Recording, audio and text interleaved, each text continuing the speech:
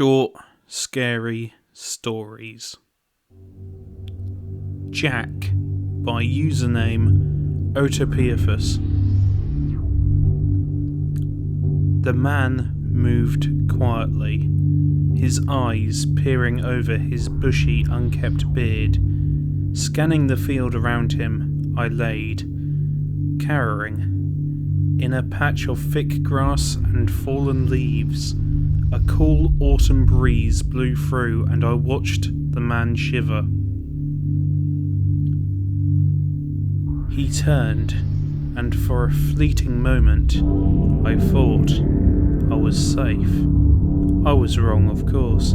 He had spotted me out of the corner of his eye, and, before I knew it, he had grabbed me and begun to carry me away from my hiding place. With a grunt, he tossed me into the trunk of his car, and I was plunged into total darkness as he slammed it shut.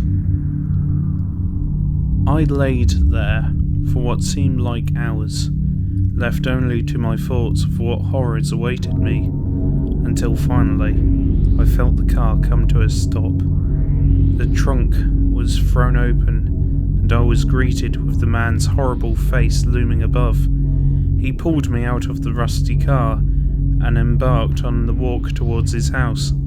He carried me into the kitchen and placed me on the table. I laid there, petrified by fear, as he unsheathed a large kitchen knife from its block and began to sharpen it.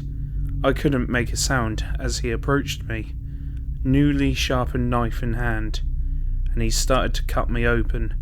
Through pure agony, I watched him slowly slice to get inside.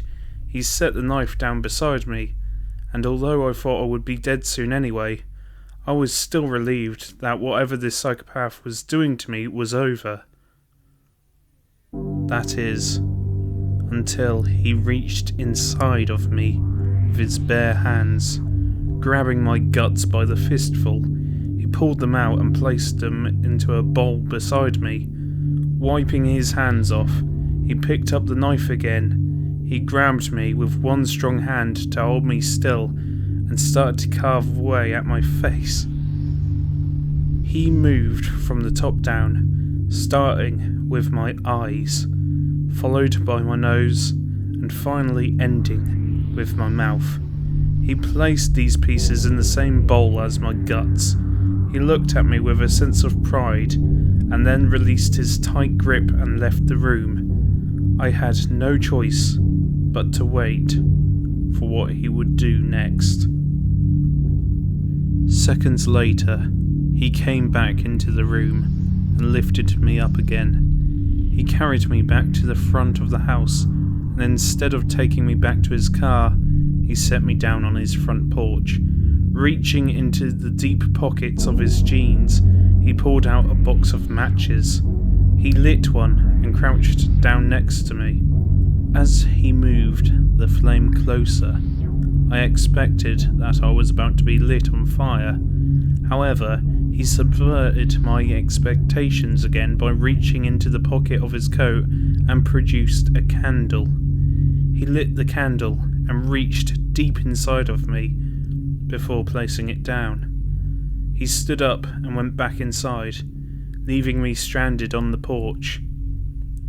Here I have stayed, greeting the trick-or-treaters with my permanent carved smile as they come up to the house seeking candy, blissfully unaware of the horrors that I had to endure inside it.